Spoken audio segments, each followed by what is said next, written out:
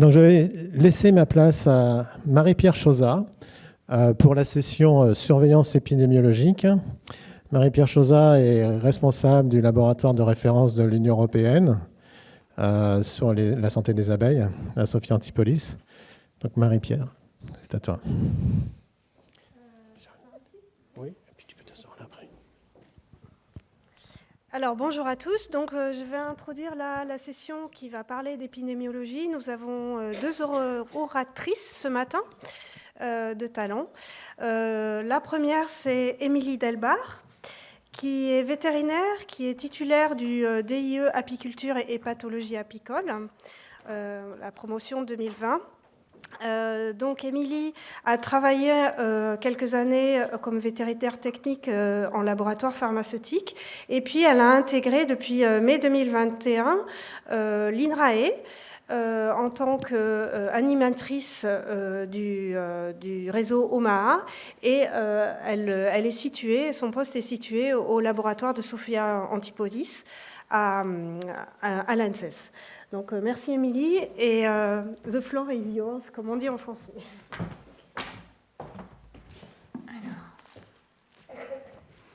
Bonjour à tous. Merci beaucoup Marie-Pierre pour cette introduction. Donc moi aujourd'hui, en effet, je vais vous parler de l'Observatoire des mortalités et des affaiblissements de l'abeille mellifère, donc OMAA. Dans un premier temps, on va déjà redéfinir ce qu'est l'OMAA, quels sont les objectifs de cet observatoire, comment il est organisé actuellement en France. Et ensuite, je développerai quelques premiers chiffres, premiers résultats obtenus. Et enfin, on verra les perspectives de l'observatoire dans le futur. Donc déjà, les objectifs de l'OMAA, c'était de faire l'inventaire et l'analyse de la dynamique spatio-temporelle des mortalités et des affaiblissements des colonies d'abeilles en France. Le but étant de détecter des dégradations de l'état de santé du cheptel et d'alerter les gestionnaires du risque. Donc en fait, on souhaitait à la fois, avec cet observatoire, répondre aux attentes des pouvoirs publics et des apiculteurs, des pouvoirs publics pour émettre des alertes précoces en cas d'augmentation anormale des événements de santé ou des mortalités, qui sont des événements, et puis à la fois consolider un maillage sanitaire opérationnel en filière apicole, comme ils existaient déjà dans d'autres filières en santé animale.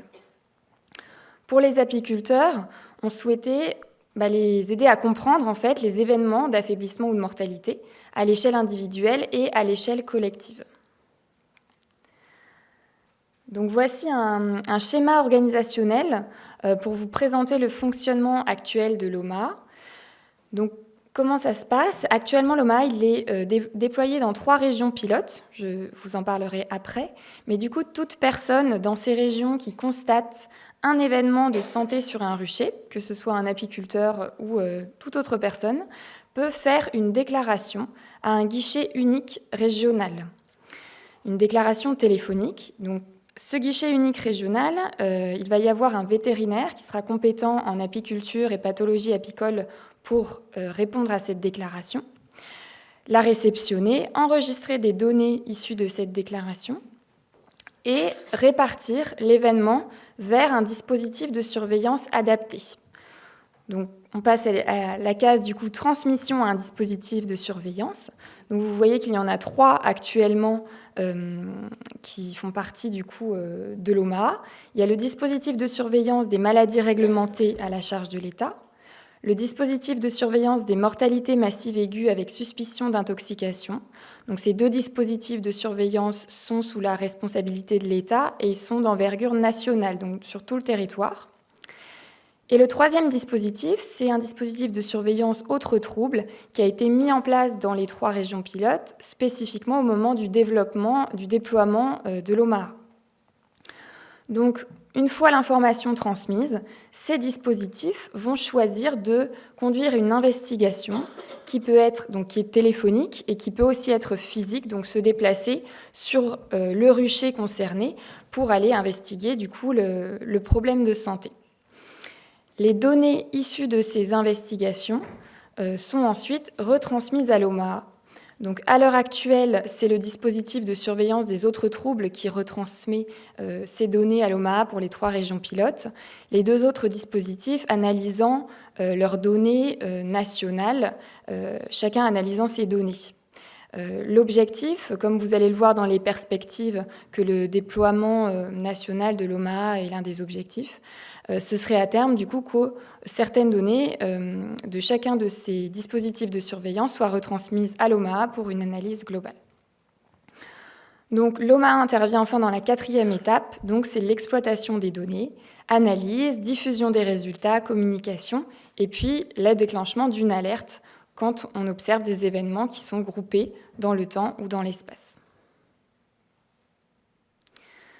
Donc, si on synthétise les ambitions en fait de l'observatoire, la première, c'est de mieux recenser les événements observés, les événements de santé observés dans les ruchers, qui sont déclarés à un guichet unique. Donc ça, c'est innovant, c'est en ça que l'OMAA est un système de surveillance innovant. D'orienter ces déclarations vers les réseaux d'investigation adaptés, vers le bon dispositif de surveillance, d'organiser l'investigation des événements de santé constatés dans la voie autres troubles, de contribuer à la mise en place en apiculture d'un maillage sanitaire opérationnel, selon le modèle des autres filières animales, de collecter les données sanitaires, de les analyser et de caractériser ainsi l'état de santé du cheptel apiaire pour pouvoir émettre des alertes.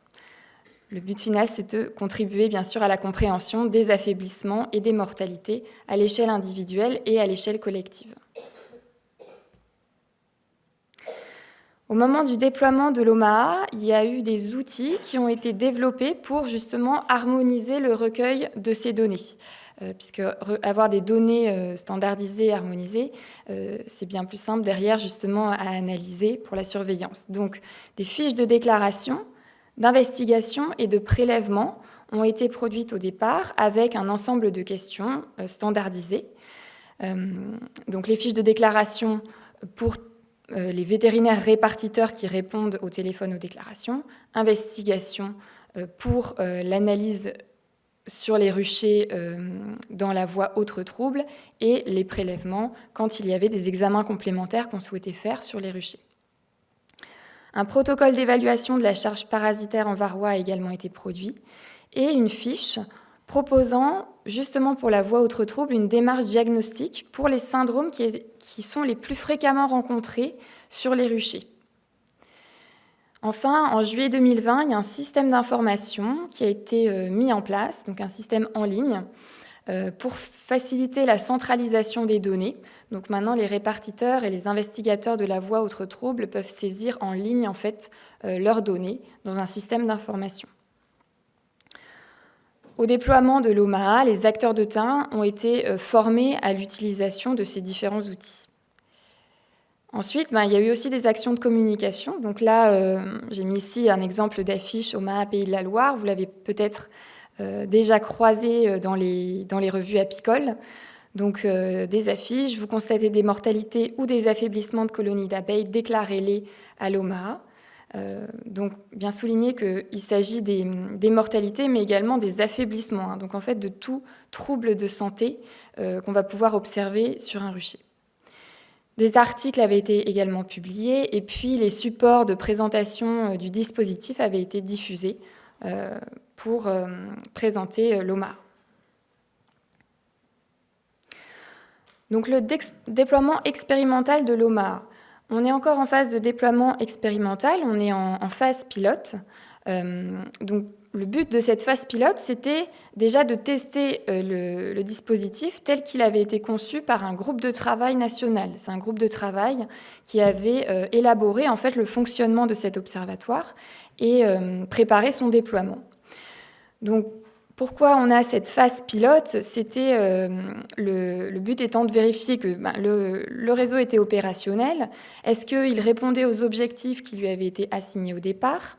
Et puis identifier des voies d'amélioration avant un éventuel déploiement à l'échelle nationale. Donc en 2017, en août 2017, le déploiement a eu lieu dans les régions Bretagne et Pays de la Loire, donc en vert sur sur le graphique. Et en 2019, en région Auvergne-Rhône-Alpes, donc qui est la plus grande région, puisqu'elle compte 12 départements. Au total, dans ces 3 régions confondues, on a plus de 60 vétérinaires, qu'ils soient répartiteurs ou investigateurs, qui sont impliqués dans le dispositif, et autant de techniciens sanitaires apicoles qui sont impliqués avec eux et qui peuvent également faire des visites sous la responsabilité des vétérinaires. Comment s'est organisée cette phase expérimentale ? Donc, il y a 2 niveaux, en fait. Il y a le niveau national et puis le niveau régional. Au niveau national, le porteur du projet est la DGAL, et la coordination nationale et l'animation se sont faits au départ avec l'appui de l'ITSAP Institut de l'abeille ACTA, de 2017 à 2019, et puis à partir de 2021, donc de cette année, avec l'appui de l'INRAE et de l'ANSES. Moi, je suis l'animatrice nationale, je suis un agent INRAE, mais je suis co-encadrée par INRAE et par l'ANSES. Un groupe de suivi OMAA a également été constitué dans le cadre de la plateforme ESA, donc épidémiosurveillance en santé animale. Ce groupe, il est composé d'experts issus de différentes organisations, donc en tout, il y a 14 personnes, donc ADA France, la FNOSAD, GEDS France, ITSAP, la SNGTV, DGAL, DRAF, DDPP, ANSES, INRAE, GNTSA et ADILVA. Donc, tous ces experts forment ce groupe dont le but est de faire le suivi technique de ce déploiement, d'être un appui à l'analyse de données et à la valorisation des résultats. Donc, moi, je vais animer en fait ce groupe pour qu'on travaille sur ces sujets-là ensemble de façon collective. Le comité de pilotage, c'est le comité d'experts apicoles du CNOPSAV, donc le Conseil national d'orientation de la politique sanitaire animale et végétale. Et ensuite, au niveau régional, donc chaque région coordonne régionalement l'OMAA. Ce sont les SRAL qui effectuent cette coordination. Les guichets uniques régionaux qui réceptionnent les déclarations et le dispositif de surveillance autres troubles de chaque région sont placés sous la responsabilité de l'État et leur mise en œuvre est confiée aux OVVT, donc aux organismes vétérinaires à vocation technique. Donc ça, c'est pour l'organisation. Donc là, je vais vous présenter de premiers chiffres, donc à savoir que le groupe de suivi OMAA va justement travailler à l'analyse des données, donc je vais l'animer.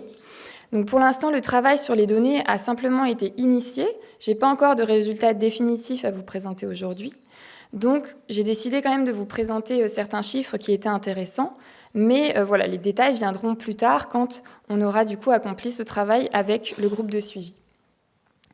Donc ici, vous avez le nombre de déclarations à l'OMAA par an et par région depuis le déploiement, donc août-décembre 2017, jusqu'à fin juin 2021. Les chiffres qui vont être présentés ici vont s'arrêter à la fin du premier semestre 2021.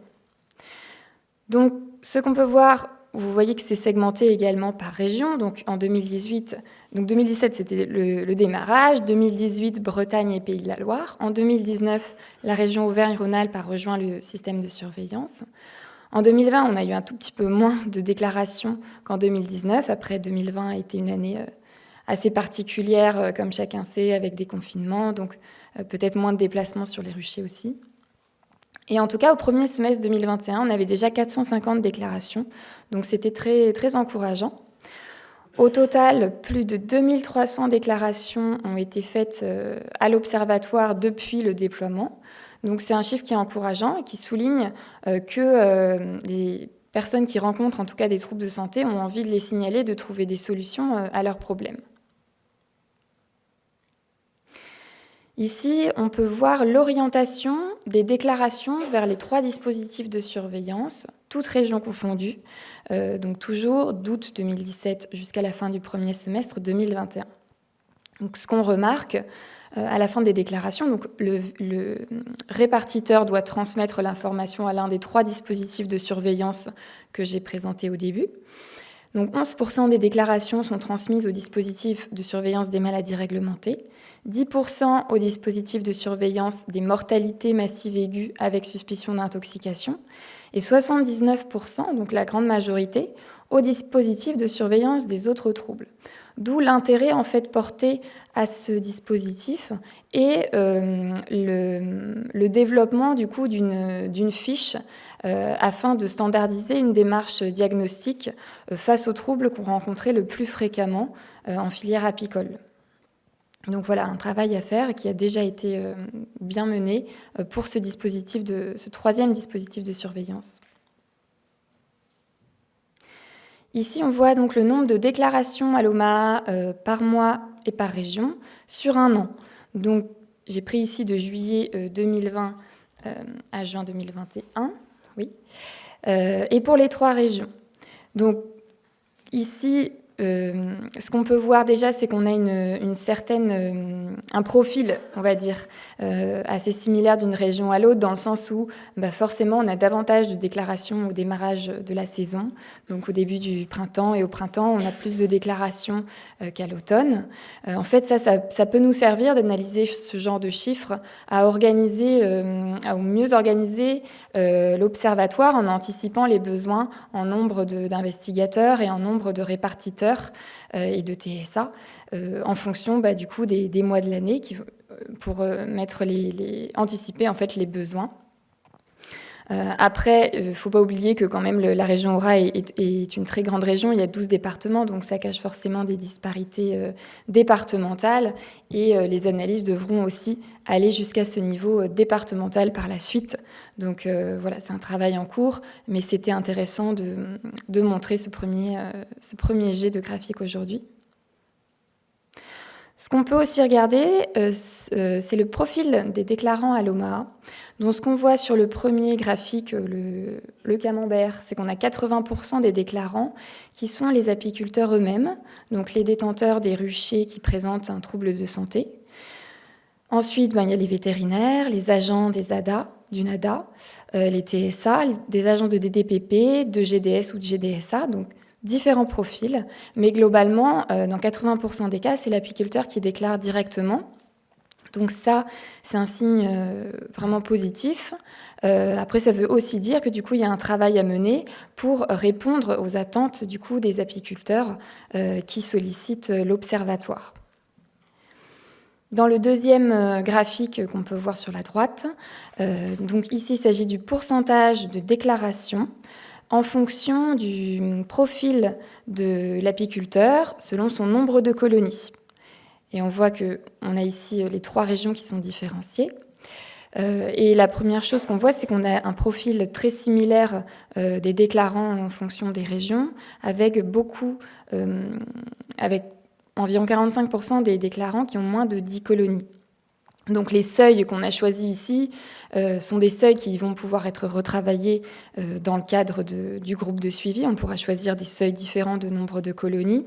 Et il faudra également mettre en regard cette répartition avec le profil des apiculteurs dans la population générale des apiculteurs pour regarder justement quel type d'apiculteurs déclare le plus. Mais voilà, c'est déjà de premières impressions intéressantes de regarder quel est le profil des personnes qui déclarent à l'observatoire. Au niveau des perspectives, donc, comme vous l'avez compris, il y a cette analyse de données récoltées au niveau national qui a été initiée et qui va être l'objet des prochains mois, de mon travail des prochains mois avec le groupe de suivi, la valorisation des données et la communication des résultats. Donc, vous devriez voir dans les prochains mois des publications et des communications à ce sujet. La deuxième chose, une évaluation de la phase pilote du coût de l'OMAA va être conduite en 2022. Cette évaluation, elle a été demandée par la DGAL à la plateforme ESA. Donc, l'objectif de l'évaluation, qui va être externe, c'est de déterminer les points forts et les faiblesses de l'OMAA pour faire progresser justement l'observatoire. Et enfin, la dernière perspective, c'est le projet d'extension du dispositif sur le territoire national. Donc ça, c'est une action phare du plan national en faveur des pollinisateurs et de la pollinisation 2021-2026. Donc voilà, on va voir comment organiser ce déploiement. Dans tous les cas, l'évaluation de la phase pilote va beaucoup servir normalement justement à à planifier ce déploiement de façon optimale en tout cas. Pour plus de renseignements, je vous invite à consulter dans les prochains mois la page d'information dédiée à l'OMA sur le site de la plateforme ESA. Donc elle est accessible en ligne sur cette adresse. Elle va vraiment être enrichie en fait à partir de l'année 2022 avec les derniers résultats et les dernières actualités, les informations. Voilà, donc si vous voulez suivre au cours des prochains mois les activités de l'Observatoire, ce sera via cette adresse. Je vous remercie pour votre attention et je remercie aussi surtout tous les acteurs impliqués dans l'OMA, au niveau national et puis dans chacune des régions. Voilà.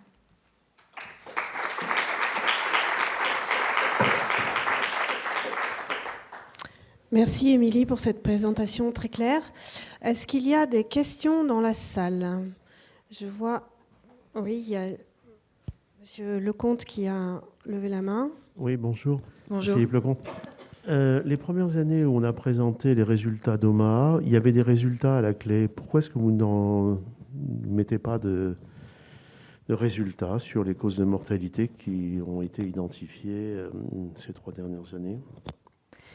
Alors en fait, les premiers résultats qui avaient été présentés, ils avaient été calculés sur les déclarations entre août 2017 et mai 2018. Donc c'était pas une année complète et c'était quelques mois.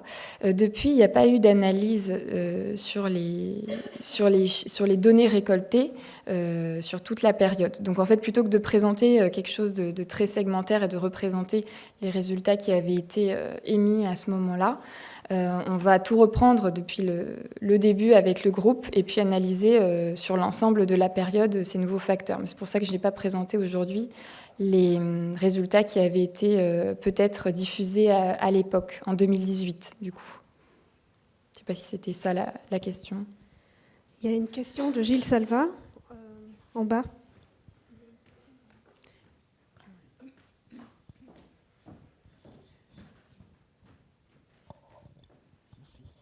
Ouais, alors déjà pour répondre à Yves Lecomte, hein, le dispositif, il s'est quasiment arrêté pendant 1 an et demi parce que, faute de portage en fait, et puis faute d'Émilie qui n'était pas arrivée.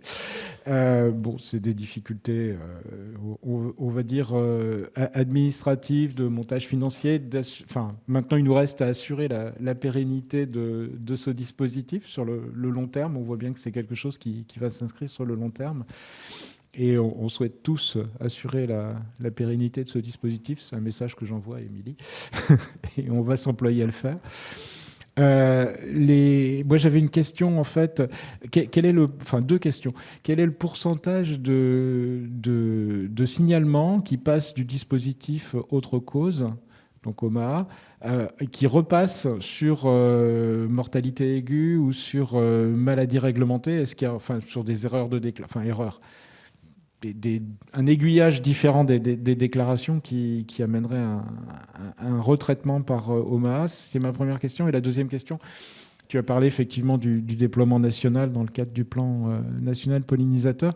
Est-ce que vous envisagez plutôt un déploiement région par région en ajoutant petit à petit des régions, notamment des régions fortement productrices, mais pas seulement, parce qu'on voit bien que les régions qui produisent moins, dans lesquelles il y a moins de ruches, c'est aussi important en termes de surveillance, en termes de surveillance aux expositions notamment, etc. Ou est-ce que vous envisagez un passage au niveau national après cette phase pilote sur 3 régions qui, même si elles sont grandes, ne représentent pas l'ensemble du territoire national? Oui, alors pour la première question sur l'orientation des déclarations, ce qui se passe en général, c'est plutôt l'inverse, c'est que par précaution, ou en tout cas dans le doute, les déclarations sont plutôt orientées vers les dispositifs maladies réglementées et mortalité massive aiguë, même si de toute façon on ne peut pas faire de vrais diagnostics téléphoniques, mais voilà, dans le doute, on se dit au cas où ce soit une loque, on a des anomalies du couvain, on va renvoyer vers maladie réglementée. Et après, il se trouve que dans l'investigation de ces 2 dispositifs, ça va rebasculer vers la voie autre trouble parce que finalement, il ne s'agit pas d'une maladie réglementée. Donc c'est plutôt dans ce sens-là que ça se passe plutôt que l'inverse, que les déclarations autres troubles sont ensuite rebasculées vers les 2 autres dispositifs. Après, sur le pourcentage précis, je n'ai pas encore ces chiffres-là sur les rebascules du coup d'un dispositif à l'autre. Et ensuite, par rapport à la question sur le déploiement national, c'est un sujet pour lequel on n'a pas encore de réponse. En tout cas, c'est la DGL, le porteur du projet, qui va décider à la fois de la date et puis de la façon avec laquelle on va déployer en fait l'observatoire dans les régions. Donc, à savoir si ce sera France entière ou région par région. J'ai pas encore de réponse aujourd'hui à cette question. Désolée. Merci. Juste pour rebondir sur ce dernier volet, on a dans les questions adressées par Internet quelqu'un qui dit qu'il aimerait bien que ce système soit déployé dans les Pyrénées-Atlantiques. Donc il y a aussi de l'attente du côté des apiculteurs et du public. Je vais prendre une question sur ce qui est venu par Internet et puis après on prendra une question dans la salle. J'ai vu qu'il y en avait une en attente. Alors, proposez-vous un accompagnement technique aux personnes qui déclarent les pertes et les affaiblissements? Je pense notamment aux apiculteurs non professionnels. Une mauvaise connaissance des pratiques apicoles peut être à l'origine de ces pertes. Et c'est une dame qui est conseillère apicole à la Chambre d'agriculture d'Île-de-France qui pose cette question. D'accord, alors tout à fait. En fait, c'est vraiment l'objectif quand un événement est déclaré, de lui poser des questions en fait à l'apiculteur pour essayer de comprendre d'où a pu venir le problème et puis de solutionner son problème. Donc à la fois lors de la déclaration téléphonique, ça prend bien une vingtaine de minutes normalement pour remplir cette déclaration, enregistrer ces données. Et puis ensuite, le cas échéant, il y a une investigation derrière où on peut se rendre sur le rucher, si jamais cela est justifié. Donc oui, l'apiculteur, en tout cas, est accompagné par la personne qu'il a au téléphone. Et ensuite, en fonction du dispositif de surveillance, l'investigation va normalement lui apporter des réponses sur son événement de santé. En tout cas, c'est l'objectif de l'observatoire. Oui. Après, Merci. Il y avait une question dans le fond de la salle, oui.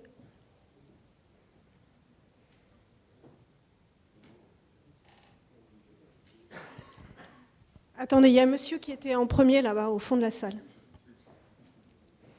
Oui, non, d'accord, merci. Oui, merci Émilie pour vos informations. Moi, par rapport à la surveillance, et c'est vrai qu'on s'intéresse surtout à l'information qu'on collecte et par rapport aux notifications, mais aussi c'est intéressant de comprendre pourquoi, si ça n'existe jamais, pourquoi il n'y a pas des gens qui notifient. Et donc, si vous avez des données par rapport au niveau de population, au niveau de nombre d'apiculteurs par région, je ne sais pas si vous avez déjà envisagé d'analyser, d'aller plus loin pour voir s'il n'y a jamais de maladies, des problèmes de santé chez les apiculteurs, et pour une raison ou d'autre, ils sont pas, ils hésitent de notifier, de vous contacter. Et aussi, ça m'intéresse parce que ailleurs, normalement, il y a des gens qui hésitent de notifier parce qu'ils ont peur des interventions de la part des autorités. Et s'il y a des compensations, notamment au niveau économique, je parle de compensations, et ça aide déjà à poser un cadre plus complet pour que les apiculteurs se trouvent dans une situation plus à l'aise au niveau de la notification. Oui. Alors, en fait, dans l'évaluation qui va être conduite en 2022, il y a une partie normalement qui va concerner justement les apiculteurs directement et essayer d'évaluer pour ceux qui ont déclaré à l'OMA, est-ce que cela a répondu à leurs attentes, quelles étaient leurs attentes et ce qu'il en a été justement. Ça permettra aussi certainement d'identifier ce contact avec les apiculteurs, les réticences des personnes qui ne déclarent pas, justement. Donc voilà, après, ce sont des choses qui vont être conduites pour justement dégager des indicateurs de fonctionnement et se demander comment on va pouvoir améliorer ça à l'avenir et encourager les gens à déclarer. Voilà, donc sur ces réticences aujourd'hui, c'est ce qui est prévu du coup dans le cadre de l'évaluation. Après, je ne sais pas exactement ce qui sera mis en place, mais ça dépendra du coup des conclusions de cette analyse. Je ne sais pas si ça répond à la question. Alors, on va être un peu contraint par le temps. Je vais poser une question d'Internet, une dernière question sur le côté, et après on va devoir clore cette session. Juste pour information, on a aussi une personne de l'Alsace qui serait intéressée à rejoindre le dispositif. Voilà, donc il y a quand même un intérêt de la part des apiculteurs. Il y a une question sur les TSA, les techniciens sanitaires apicoles. Est-ce qu'ils sont missionnés avec les vétérinaires locaux pour accompagner les apiculteurs déclarants ? Alors, c'est pas forcément missionné qui serait le bon terme.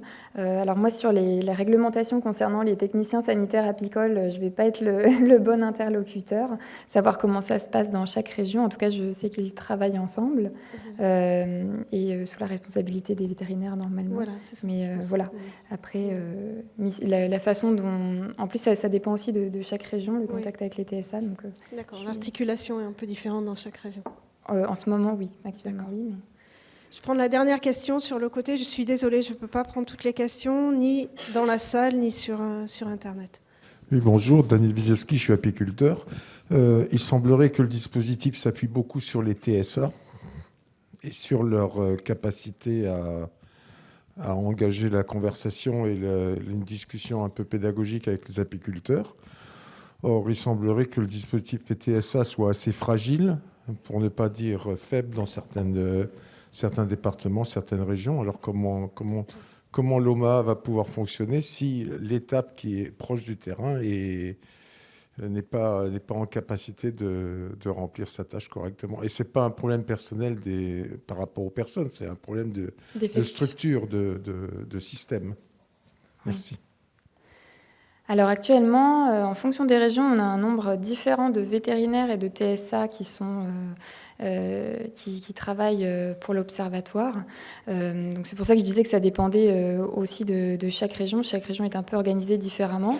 Dans les indicateurs qu'on va observer, il y aura des indicateurs sanitaires justement pour l'objectif de l'OMA, c'est justement de vérifier les événements de santé, mais il y aura aussi des indicateurs de fonctionnement pour voir combien on a de déclarations sur tel secteur et du coup combien on a de répartiteurs, combien on a d'investigateurs, de TSA et voir si ça fonctionne bien. L'objectif avant de le déployer aussi sur le territoire national, c'est d'analyser justement ce fonctionnement en fonction du nombre d'acteurs qu'on a sur un territoire. Donc voilà, les densités sont déjà différentes aujourd'hui d'une région à l'autre. Après, l'observatoire semble bien fonctionner dans chacune des régions, parce que même s'il y a eu une pause d'animation nationale, chacune des régions a travaillé pendant ces années, a même analysé localement ses résultats, et a même lancé des alertes locales quand c'était nécessaire. Donc il y a eu un vrai travail en région qui a été effectué. Et donc voilà, en fonction du nombre d'acteurs, on va pouvoir se dire est-ce que c'est faisable, est-ce que ça fonctionne bien. Ça dépendra aussi du nombre de déclarations, forcément, parce que plus il va y avoir de déclarations et plus il va y avoir d'acteurs nécessaires. Donc voilà, ça fera partie du fonctionnement à analyser. Merci Émilie. Merci. Encore d'autres questions, mais malheureusement on est contraint par le temps. D'accord, merci beaucoup.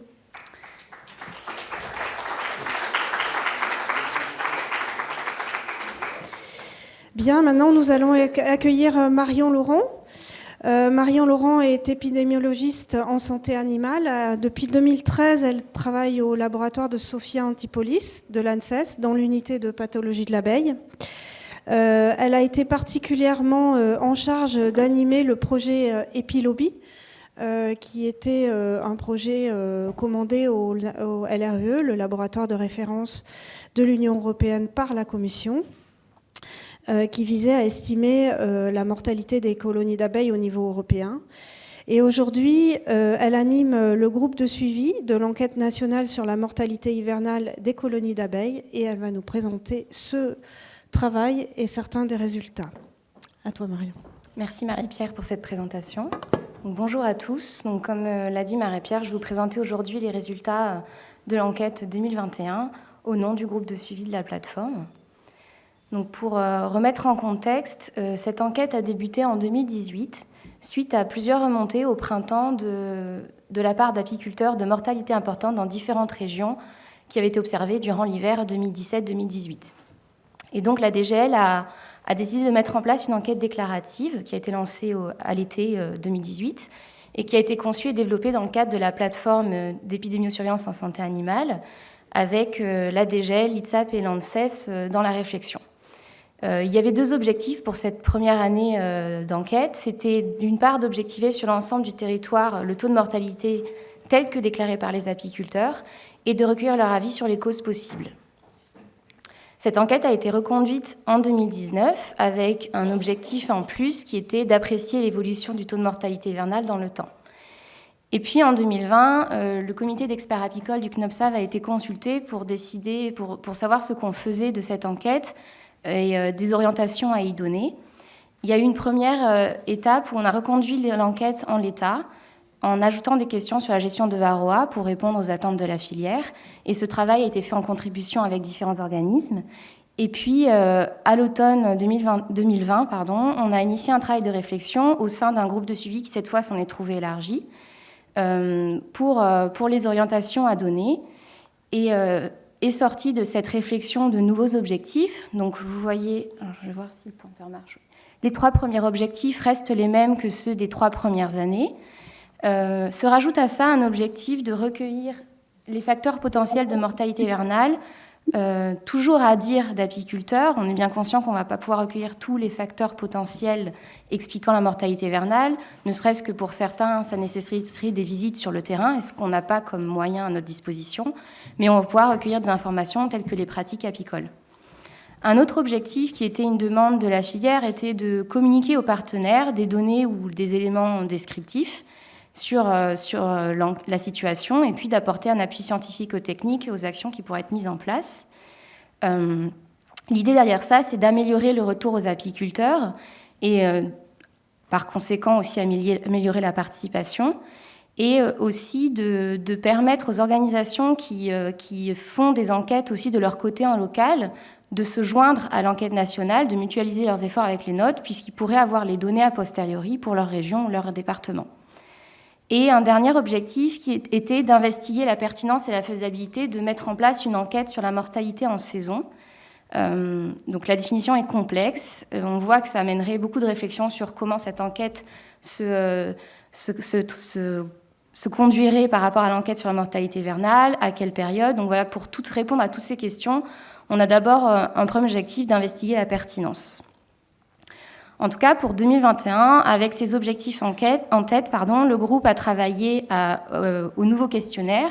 Et puis, on a eu des organisations locales qui ont décidé de mutualiser leur enquête sur la mortalité hivernale avec la nôtre, notamment l'ADA du Grand Est, ADA Aura et le GDSA de l'Aveyron, ce qui a amené des modifications dans le questionnaire pour qu'on puisse inclure des questions qui pour eux étaient importantes, donc pour qu'ils puissent après faire leur analyse comme ils faisaient les années précédentes. On a lancé l'enquête beaucoup plus tôt que les années précédentes, fin mars, pour essayer de répondre à des commentaires qu'on avait eus, pour essayer d'être à la sortie de l'hiver, mais pas tout à fait pendant la saison qui a commencé, pour que les apiculteurs puissent répondre à l'enquête. Et puis on a mis en place le partage de données anonymisées. On a 14 organismes qui ont montré leur intérêt, et donc ça a mis en place tout un suivi, un appui technique pour transmettre ces données pour la communication derrière. Et on a fait une communication plus rapide puisqu'on a fait une première communication en début juillet aux apiculteurs. Donc en ce qui concerne la participation à l'enquête 2021, donc pour rappel, cette enquête est une enquête qui est lancée en ligne et qui est envoyée à tous les apiculteurs qui ont déclaré leur ruche l'année précédente, donc dans notre cas ici fin 2020, et qui ont accepté d'être contactés par mail. C'est important, ça, c'est quand ils remplissent la déclaration de ruche. S'ils ne cochent pas, qu'ils décident d'être contactés, qu'ils donnent leur accord pour être contactés par mail, nous, on ne peut pas leur envoyer l'enquête par la suite. Donc on a eu 65 752 apiculteurs contactés et on a eu 17 383 réponses. Après analyse de cohérence et de nettoyage, on tombe à 15 895 réponses, qui est un chiffre assez honorable. Donc on est à 24,4% de participation en métropole cette année. Et vous le voyez... Alors, tu pourrais déplacer le sac, merci. Vous le voyez ici, je vous ai mis la participation sur les 4 dernières années. Ah, pardon, c'est pas le bon. Donc vous voyez que la première année, on avait une forte participation de 28,9% par rapport aux autres années. En 2019 et 2020, on voyait que la participation diminuait petit à petit. Et puis cette année, on a eu un regain de participation. Je ne sais pas comment je peux revenir en arrière. Donc vous avez vu la carte qui montrait la participation au niveau national. Et on voit que cette participation, on a les mêmes tendances dans les régions et les départements qui ont décidé de mutualiser leur enquête avec la nôtre. On voit toujours la même observation, c'est qu'on a plus de participation chez les petits exploitants que chez les plus gros. Si on regarde la typologie des répondants de cette année, on avait 30% des répondants qui n'adhéraient à aucune organisation apicole dispensant des conseils en apiculture. Et parmi ces 30%, 86,5% étaient des apiculteurs qui avaient moins de 10 colonies.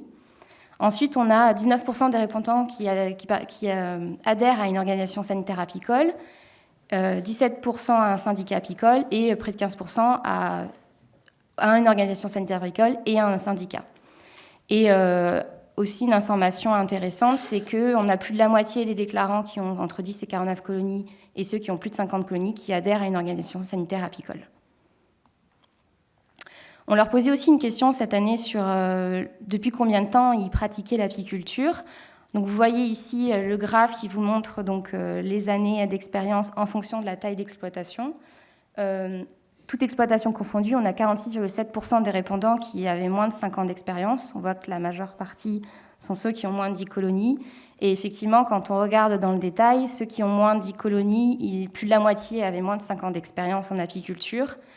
Pour ceux qui avaient entre 10 et 49 colonies, les 3/4 avaient plus de 5 ans d'expérience.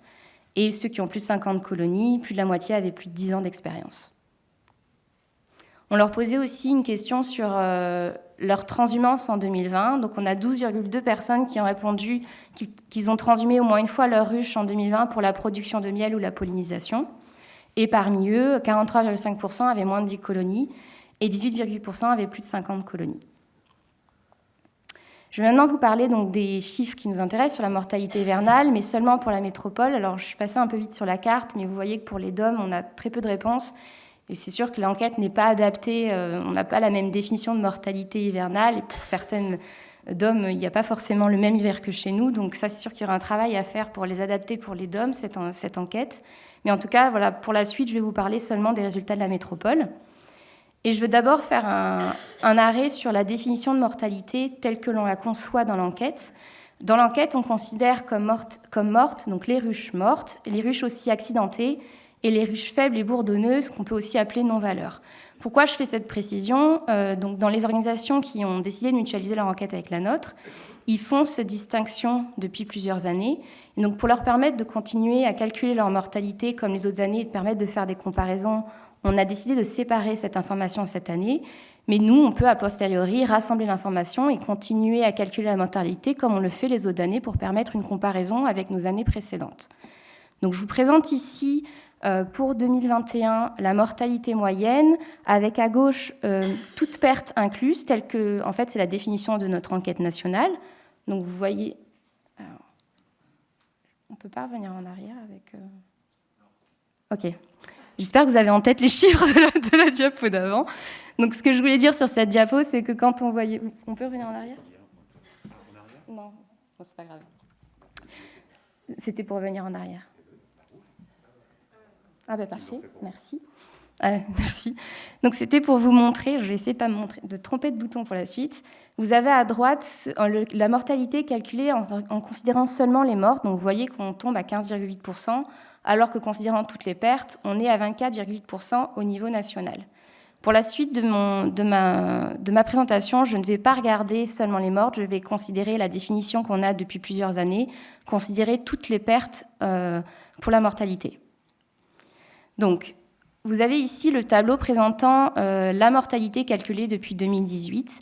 La mortalité qu'on calcule, c'est donc une estimation qu'on pondère par le nombre de répondants dans chaque département et dans chaque catégorie d'exploitation.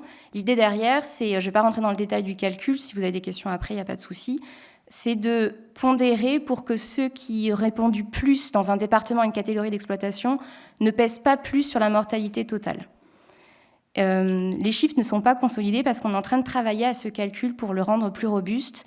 Et donc, une fois qu'on aura affiné ce calcul, on va le calculer à nouveau pour les 4 années pour qu'on puisse faire la comparaison. Mais sachez que ça ne changera que d'un point ou d'un point maximum.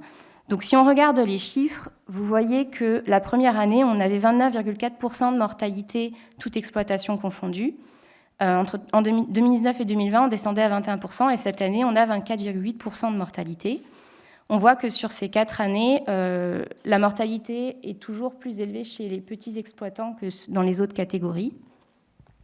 Et on n'a pas assez de données pour se permettre d'avoir une conclusion pour cette année, d'autant qu'on peut avoir des biais dans notre enquête. Mais voilà, on a observé cette augmentation cette année. Et si on regarde par département, donc vous avez ici les cartes pour les 4 dernières années. Donc pour 2021, le nombre à l'intérieur, c'est l'estimation de la mortalité. Et les départements encadrés en vert sont ceux qui ont un intervalle de confiance de plus ou moins 20%. Alors l'intervalle de confiance, c'est la fourchette, l'intervalle dans laquelle se trouve la mortalité réelle. Nous, on calcule qu'une estimation. Plus cet intervalle est réduit, plus on a une bonne estimation de la mortalité réelle. Et plus il est large, plus on a une incertitude associée. Et donc les départements où vous avez un intervalle de plus ou moins 20%, là, on a une incertitude associée aux chiffres que l'on rend et qui est souvent liée à soit un faible effectif, soit une variabilité très forte de la mortalité dans ces départements. En tout cas, si on regarde maintenant les chiffres, on voit donc qu'on a la plupart des départements qui ont plus de 20% de mortalité, et puis on voit des départements dans le Grand Sud-Est et dans les Pyrénées orientales qui ont plus de 30% de mortalité. Si on regarde maintenant par catégorie, donc vous avez ici pour les exploitants qui ont moins de 10 colonies, on voit que les chiffres sont plus élevés, notamment dans le Sud-Est et dans l'Est du Sud-Ouest. Vous avez ici les chiffres pour les catégories de 10 à 49 colonies. Pareil aussi, on voit cette même tendance pour les départements du Sud-Est. Et pour finir, pour ceux qui ont plus de 50 colonies, donc pour cette catégorie, on a des départements en gris, puisque en fait, ces départements, on n'a pas eu de réponse. Et vous voyez pour ceux-là aussi qu'on a plus de départements entourés en vert, donc on a une plus forte incertitude associée, puisqu'on a des faibles effectifs pour cette catégorie. Et je veux juste attirer votre attention sur les 2 départements où on a de fortes mortalités. Là, on a vraiment, par exemple, pour l'Essonne, on n'a eu qu'une seule réponse. Donc forcément, on n'a pas d'intervalle de confiance associé, mais voilà, 82,9%, c'est un apiculteur qui a répondu, qui a eu des mortalités assez élevées, effectivement, mais voilà, ce n'est pas la situation du département. Et pareil pour le Rhône, où on n'avait eu que 5 réponses. Pour finir, sur quelques autres questions qu'on leur pose, je trouve intéressant de vous présenter, on pose la question aux répondants sur leur ressenti par rapport aux pertes. Alors c'est un petit peu écrit petit, mais vous avez en dessous, en gros, leur poser la question sur leur avis par rapport aux pertes qu'ils avaient eues l'année précédente, en 2019-2020. Donc, est-ce qu'elles étaient plus faibles, sensiblement identiques, plus élevées ou exceptionnellement plus élevées? Donc, vous voyez que 36,6% ont rempli qu'elles étaient sensiblement identiques à l'hiver précédent. 23,3% ont indiqué qu'elles étaient plus faibles. Et ce qui est intéressant, 31,5% indiquaient des pertes plus élevées, voire exceptionnellement plus élevées. Et maintenant, si on regarde ce graphe et qu'on le remplit avec une autre question qu'on leur posait, qui était, on leur demandait leur avis si en fait les pertes avaient été anormalement élevées en 2020-2021, oui ou non. Donc en rouge, vous avez ceux qui ont répondu oui. On a 16,3% qui ont indiqué des pertes anormalement élevées en 2020-2021. C'est intéressant de voir que parmi ceux-là, on a quand même quelques-uns qui trouvaient qu'elles étaient plus faibles que l'année précédente, même si elles étaient anormalement élevées, ce qui pose des questions sur ce qu'ils ont observé les années précédentes. Il y en a qui disaient qu'elles étaient identiques, donc ça veut dire qu'elles étaient aussi anormalement élevées l'année précédente. Et puis on a le 82,5% qui indiquent que ces pertes étaient plus élevées, voire exceptionnellement plus élevées par rapport à 2019-2020. Une autre question qu'on leur pose, c'est l'observation de frelons en prédation active. Donc on a 32,1% qui ont observé des frelons en prédation active. Et si on regarde le détail des nombres, donc vous voyez qu'on a la majorité, la moitié dit 1 à 2 frelons, mais on a quand même 44% qui indiquent plus de 5 frelons en prédation active sur leur ruche. Et enfin, donc je vous ai parlé qu'on avait rajouté des questions par rapport à la gestion de varroa. Donc on en a plusieurs. Là aujourd'hui, je vous présente juste une première question qui était de est-ce qu'ils avaient mis en place une surveillance de l'infestation par varroa. On a 35,1% qui ont mis en place une surveillance. On voit que ceux qui ont répondu non, la majeure partie sont ceux qui ont moins de 10 colonies. En tout cas, ceux qui ont répondu, qui ont mis en place une surveillance, près de 100% ont renseigné la méthode et à près de 65%, ils mettent en place un comptage des chutes naturelles. Ensuite, à 18%, le comptage des chutes après application d'un acaricide flash. Et ensuite, on tombe à 5% pour la désoperculation du couvain mâle. Et on a aussi du comptage en varroa phoétique à 4%. Donc, en perspective, vous avez vu que je vous ai présenté principalement des résultats descriptifs. Donc, on poursuit les analyses sur toutes les autres questions, et notamment l'association entre la mortalité et les différents facteurs, et puis aussi l'évolution dans le temps depuis les premières années. En tout cas, les premiers résultats qui ont été publiés en juillet, qui ont été envoyés aux apiculteurs, ont aussi été publiés sur le site de la plateforme. Ils sont en accès libre et vous pouvez aussi trouver les résultats des années précédentes. Et on travaille à la mise en place de rapports automatisés. Ça, c'est une réflexion qui est sortie de toutes nos discussions avec les organismes auxquels on a partagé les données. On s'est rendu compte que ça, par manque de temps ou d'expertise, les gens, il leur manquait des résultats. Et de faire des rapports automatisés par région ou département serait une plus-value pour eux et puis aussi pour nous, pour le retour aux apiculteurs. Donc, on travaille à ça. Et puis, bien sûr, on travaille pour l'enquête 2022 qui va être lancée au début d'année, et à l'amélioration du questionnaire, notamment en prenant en compte tous les commentaires qu'on a eus dans le questionnaire de cette année, et puis aussi en regardant la qualité des réponses qu'on a eues pour voir si quelque part quelques questions ne sont pas compréhensibles par les apiculteurs. Et la mutualisation d'enquêtes locales, on est toujours ouvert à en accueillir. On a notamment l'enquête de GDS France sur le varroa qui va se joindre à nous, puisqu'en fait, ils ont quand même des questions qui sont similaires aux nôtres et que c'était intéressant de ne pas démultiplier ces enquêtes. Voilà, je remercie les membres du groupe de suivi qui participent à ce travail et aux apiculteurs qui ont répondu à l'enquête. Et si vous avez des questions, n'hésitez pas.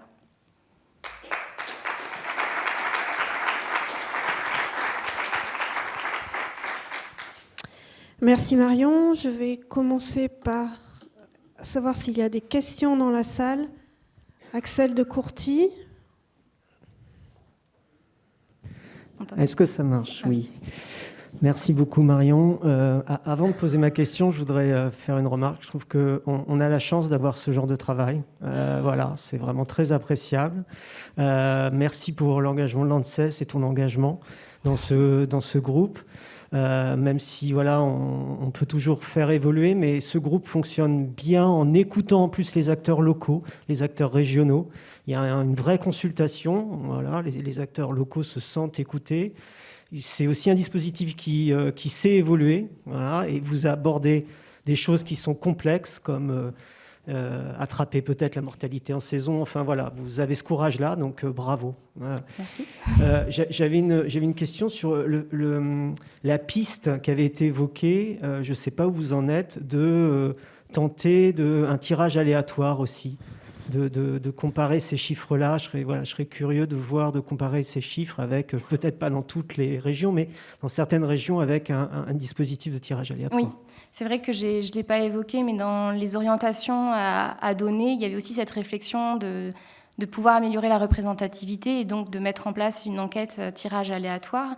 On en a discuté cette année avec le groupe et on a discuté avec la DGL, et c'est vrai que la conclusion quand même du groupe, on a aussi eu des experts de la plateforme avec qui on a discuté, épidémiologistes et statisticiens. Si on voudrait avoir voilà, une enquête à tirage aléatoire avec des chiffres sans biais, il faudrait faire des visites avant et après l'hiver, donc qui demandent de l'argent. Donc ça, c'est un autre débat. Et sinon, il y avait eu cette alternative de faire quand même un tirage aléatoire, peut-être au niveau national, tout simplement, et d'avoir un chiffre qu'on pourrait au moins comparer à notre résultat qu'on a, toute exploitation confondue. On ne pourrait pas descendre au niveau département et catégorie parce que là, ça demanderait un tirage plus important. Donc il y a eu cette réflexion-là, effectivement. Par contre, on a décidé de ne pas la prioriser pour cette année parce qu'il y a eu beaucoup de choses qu'on a mis en place, de nouvelles choses qu'on veut mettre en place pour améliorer le retour aux apiculteurs. Mais en tout cas, ce qui a été dans la conclusion aussi, c'est que ça ne va pas nous enlever un biais parce qu'on aura quand même de la non-réponse puisqu'on va quand même continuer à les contacter en ligne et ils acceptent de répondre ou non, les apiculteurs, on ne peut pas les forcer. Donc on pourrait refaire un autre tirage aléatoire, mais ça demande de leur faire des relances, de les appeler, et ça aussi, ça demande quelqu'un et de l'argent. Voilà, c'était ça notre conclusion, donc on ne l'a pas priorisé, on n'a pas plus réfléchi à ça. On a aussi une alternative, peut-être, dans un département qui fonctionne bien, soit qui répond bien, où on a observé la mortalité, et donc y revenir avec peut-être une organisation locale qui nous aiderait, et dans ce cas-là, on fait un tirage aléatoire, mais on peut aussi avoir des biais. Enfin voilà, on a toutes ces réflexions-là en tête. Là, pour l'enquête 2022, c'était trop court en temps, mais c'est toujours dans les tuyaux pour en tout cas permettre de répondre à la question que tout le monde se pose. Et si on a les mêmes chiffres au niveau national, ça aussi apporterait de la robustesse à ce qu'on on met en place au niveau de manière participative. Voilà. Merci. Je vais prendre une question qui vient d'Internet sur le protocole. Qu'appelez-vous les ruches accidentées ? Les ruches accidentées, ça va être des inondations, des ruches qui ont été perdues à cause d'une inondation, de causes naturelles. Donc c'est pas dû à c'est dû à des causes naturelles. J'ai inondation en tête, vol peut-être aussi. Moi j'ai surtout les causes naturelles en tête. Et on a souvent des apiculteurs qui ont des cas particuliers qui nous reviennent, qui sont un petit peu loufoques. Mais c'est tout ça en fait. C'est tout ce qui n'est pas mort. Je vais repartir dans la salle. Il y a Noah Simondelso, juste en bas ici, qui a levé le doigt assez rapidement tout à l'heure. Noah, tu étais en premier et tu n'as pas pris la parole encore. Merci beaucoup. Et oui, c'est vraiment sensationnel. Je me demande si les données que vous avez sont comparables, par exemple, à ce que Colos fait au niveau européen. S'il y a possibilité d'extrapoler ça. Enfin, je ne sais pas. Oui, non, c'est une très bonne question. Alors, je souris parce qu'en fait, l'enquête en local qui était menée avant par Ada Grand Est, en fait, c'était des données qui sont entrées dans Colos, donc c'est pour ça qu'on a ces réflexions au sein du groupe aussi pour savoir, puisque maintenant que le questionnaire quand même est un petit peu plus similaire à celui qu'a Colos, on a des réflexions pour savoir si ça peut être intégré. Mais j'avoue, pas moi de mon côté, je connais pas par cœur ce que fait Colos et comment ça pourrait être intégré et comment il faudrait qu'on modifie les données pour intégrer. Parce que c'est aussi sur du volontariat. Donc là, on a les mêmes choses. On n'a pas un autre plan de sondage qu'eux. Et après, pour le reste, il faudrait que c'est prévu de faire de la biblio et au sein du groupe de voir les avantages et inconvénients à rejoindre Colos ou à mutualiser quelque part les forces à un moment. Voilà. Oui, alors ça, je ne sais pas du coup si c'est possible, par contre, effectivement, d'intégrer dans Colos que quelques données. Je ne connais pas encore, je ne sais pas toute leur façon de faire, et ça, c'est vrai que ça mériterait discussion avec eux, mais c'est prévu en tout cas d'investiguer ça, parce que c'est marqué en tout cas dans la fiche du GT d'investiguer, d'ouvrir à d'autres enquêtes européennes ou plus internationales. Donc, c'est une réflexion aussi, ouais. Et je vais prendre une dernière question qui vient d'Internet, qui concerne les apiculteurs. Pourquoi certains apiculteurs ne veulent pas participer aux enquêtes en général ? Ah ben si je savais, parce qu'en général, ceux qui ne participent pas, du coup, on ne les atteint pas, ou alors il y en a qui participent et peut-être après, ils se lassent ou ils ne veulent plus reparticiper. Donc ça, c'est une vaste question. Ça, c'est sûr qu'on est quand même autour de 20-25% de participation, donc on en loupe. Est-ce que certains y sont pas... Alors, il y a aussi la technologie, et je pense qu'il y a des gens qui sont peut-être trop déconnectés de tout ça. Là, j'avoue, si... il y a d'autres personnes qui veulent prendre la parole là-dessus, parce que... Ce qui est, en tout cas, nous, ce qu'on observe dans d'autres programmes de recherche, c'est qu'il y a un vrai travail à mener sur comment À les joindre ceux qui ne Oui, participent comment on pas, arrive ouais. à atteindre les gens qui ne sont pas dans les structures apicoles et qui ne sont pas connectés sur Internet. C'est un vrai travail de sociologie, en fait. Cela dit, c'est vrai que dans nos répondants, on a quand même 30% qui n'adhèrent pas à une organisation apicole et qui ont quand même répondu à l'enquête. Donc voilà, je pense qu'il y a autant de typologies de répondants qu'il y a de typologies d'apiculteurs. Et c'est vrai que c'est ça qui est difficile. C'est une enquête qu'on essaye de joindre tout le monde. On n'aime pas se cibler sur un seul groupe d'apiculteurs. Et c'est ça qui rend difficile d'arriver à atteindre tout le monde. Ouais. Il y a une dernière question de Philippe Lecomte ici. Je ne suis pas sûr qu'en globalisant comme vous faites, vous alliez dans la profondeur du fonctionnement de l'apiculture. Excusez-moi, je suis un peu critique. Alors, les mortalités estivales grossissent de plus en plus. Et on a des gens qui ont perdu 50% de leur ruche cette année en plein été. Si je prends le cas des Ardennes, qui est un département proche du mien, je vois que d'une année sur l'autre, les mortalités, elles augmentent considérablement. Et je vois également que dans le département des Ardennes, il n'y a pas un apiculteur professionnel qui répond. Or, les 2/3 du cheptel dans les Ardennes est détenu par des apiculteurs professionnels qui travaillent chez nous en Champagne, sur la Luzerne. Et puis, entre 2009 et 2020, il s'est passé un événement particulier dans les Ardennes que seule une enquête de terrain peut vous informer. C'est qu'il y a quelqu'un qui a eu l'idée de dire à ses copains qu'on pouvait lutter contre le varroa avec des essences de plantes, ce qui a conduit à une mortalité considérable. Donc, c'est intéressant d'avoir une vision globale, mais il ne faudrait pas arriver à des chiffres... il faudrait essayer de corréler les chiffres aux populations sociales qui constituent le monde de l'apiculture, parce que quand on revient au niveau du territoire, sur un même bassin de production, on voit des mortalités qui vont de 5% à 100%, et ça, c'est complètement lié à la compétence de l'apiculteur. Ce n'est pas lié au milieu, ce n'est pas lié aux pathologies, enfin c'est lié bien sûr aux pathologies, mais qui se développent sur un fond d'incompétence. Et vous voyez la difficulté qu'il y a à sortir un résultat global qui ne vaut pas pour toutes les populations qui constituent les apiculteurs. Tout à fait, oui. Alors déjà, pour votre première remarque sur la mortalité en saison, ça c'est justement un des objectifs du groupe de travailler là-dessus, puisque c'était une demande effectivement de la filière que la mortalité en saison aussi est aussi importante quelque part. Donc de le prendre en compte. Donc ça, on le prendra en compte pour essayer de réfléchir à une enquête en saison, à savoir si elle sera faite dans ce groupe-là ou un autre. Et pour répondre à votre autre question, oui, je suis complètement d'accord avec vous. On est sur de la globalité parce qu'on essaye d'inclure le plus d'apiculteurs. Mais ce qui est intéressant là, c'est le partage de données anonymisées avec les régions montre vraiment que c'est une force en fait de les avoir en région, qu'ils ont les données et de pouvoir en fait aller plus loin eux dans leur analyse. Et ils sont sur le terrain et quelque part, comme un département, comme vous venez de dire, pour les Ardennes, ils peuvent peut-être après corréler avec ce qu'ils observent sur le terrain. Et donc la mise en place des rapports automatisés, c'est un peu ça aussi la volonté, c'est de fournir des données en allant le plus loin possible avec ce qu'on peut faire avec nos données au niveau local.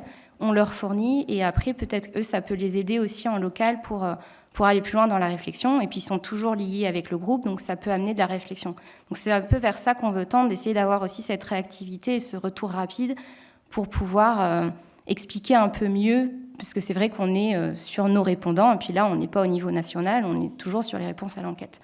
Donc j'adhère à ce que vous dites et c'est vers ça qu'on veut tendre. Merci Marion, on va clore cette session.